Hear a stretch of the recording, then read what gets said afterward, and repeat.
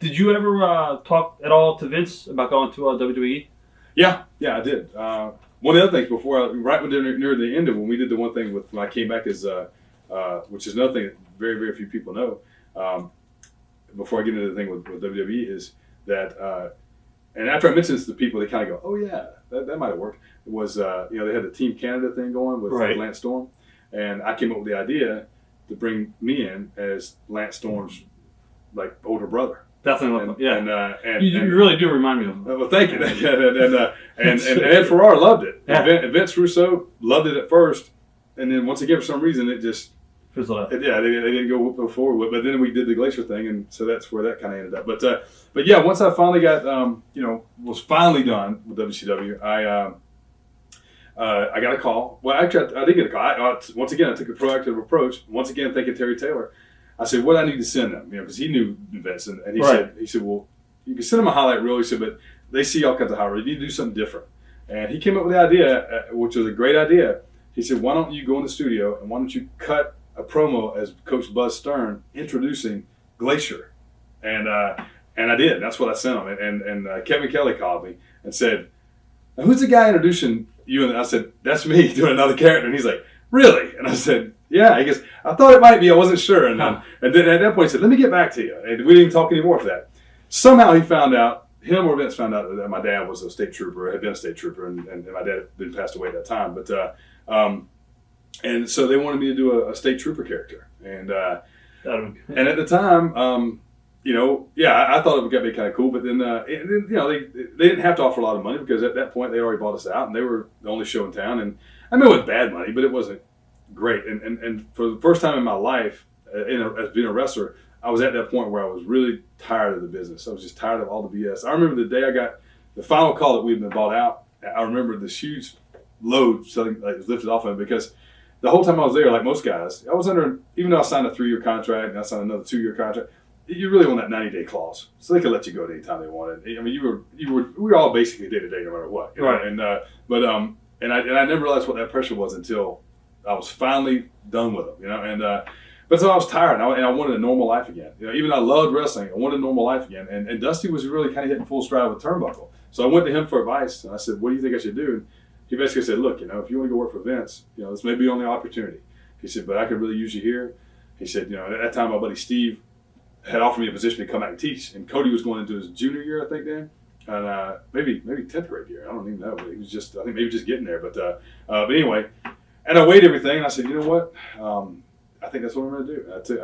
And that was hard to go back to teaching because to go back to the real world, so to speak, and in a lot of people's eyes, I was taking a step way down. Right. But in my eyes, I was going back to a normal life with a good paycheck and benefits. Yeah. And then I was able to help Dusty in the afternoons run his wrestling school, and I was his right-hand guy for Turnbuckle. So at the time, I never regret the decision, simply because of the relationship that came out of it with Dusty. But I always wonder if I would have had a chance, if I would have taken that opportunity, what would have happened. But for the most part, I don't totally regret it. Can you talk about some of your early competitions?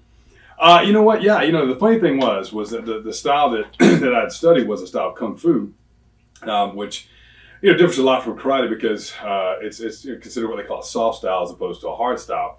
And like most people who start studying, at some point you want to see where you stand. You want to test yourself a little bit. Right. And so I started asking about entering tournaments, and little did I know at that time, as I got more educated about the tournament system, I realized that it's a game you learn to play just like anything else, And but at that time, it was mostly karate practitioners of those hard styles. So to go in and do soft style kung fu type form or kata and stuff like that, most of the judges that were judging you didn't really know how to judge it. So my instructor's attitude was, well, if you want to go do it, you got our blessing, but just understand that the people who are even judging you may not even understand what you're doing. So more than likely, they may not know how to grade you or place you. So, right.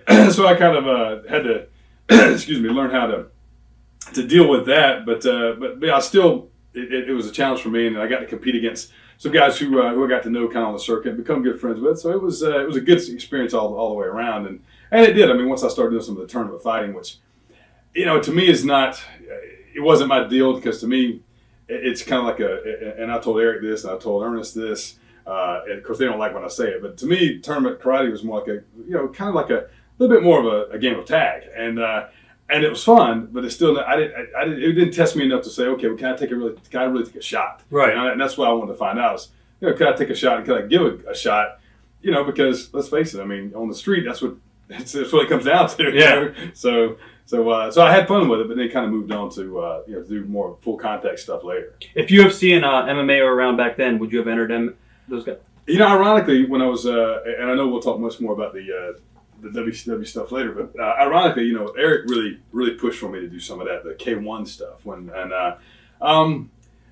I know it's hard to say. I think when you're young, you think you're invincible, right? And you can go take on anybody. Yeah, I might have. The one thing that was always played in the back of my mind was my school didn't have wrestling. We didn't have high school wrestling, and I always felt like that the one thing I missed out on was having a good solid foundation in amateur wrestling. I later eventually learned a good bit of that, but not as young as I would have liked to. So I don't know. I mean, what I would have more have liked to have done was more like a full contact martial arts competition, which wasn't really going on back then either. So, right. But of course, MMA's kind of evolved into that to a certain degree. Right. What recently you also teamed up with Tully Blanchard. What do you remember of teaming with Tully? Man, I tell you what. I mean, what bigger thrill, than when I was with WCW, I got to know JJ Dillon because he was in the office. To me, that was a huge thrill because JJ is JJ, right. and yeah, I mean, same thing when I met Tully and I worked with him. I've worked with him several times now. Even to this day, whenever I get in the ring with him, I'm still so concerned that I'm going to not live up to what he wants, But I think for whatever reason, we gelled really well, and he's given me a lot of really great advice. And one of the best pieces of advice he ever gave me was, never not be in shape if you're going to wrestle. Be in shape. And he told me a story about when he was young, and him and Dory Jr. Went an hour of Broadway, and about 30 minutes into it, he said he was absolutely dead. And he said that Dory would lay on him, which was kind of his style, which is, that's part of the business. And then he just said he made a commitment to himself that night that he would never be out of shape again. Heck, if you see him now, man, I mean, he can still go. Yeah. And so obviously he's practicing what he preaches, pardon the pun, a little bit. Recently you just returned and did the Glacier character at Chikara show, right? Yeah. What are your memories of that night? You know what? I tell you what. First of all, let me say Mike Quackenbush is one of the best guys I think I've ever known in this business. I mean, he just the guy's truly dedicated to giving a family-oriented show, which I think is so lacking today. And I'm one of those guys who I feel like you don't need profanity and over-the-top violence, and a girl doesn't need to be half naked to really entertain the fans. And I think the real challenge is to go out there and not do all that and entertain. And that's, to me, is a real pro. And I think that's what Mike is. I mean, obviously, a lot of people think that. But when he called me and asked me about doing it, I got to be honest with you, I was pretty reluctant at first because it was in Philadelphia. Right. And we all know how Philadelphia fans can be. Oh, yeah. So, I took his word that it would be, he thought, a good thing. Went out there and God bless him. He's worked it out where I had, a pretty good entrance, a really good entrance, considering, it looked a lot like my WCW entrance. And, of course, they have a great setup there. And we had a good 6-man match. And one of the best experiences, I told him after the match, I said, you helped remind me why I got into this business and what I love about this business. And I hadn't felt that in a long time. So I'm really hoping he uses me again in this coming March.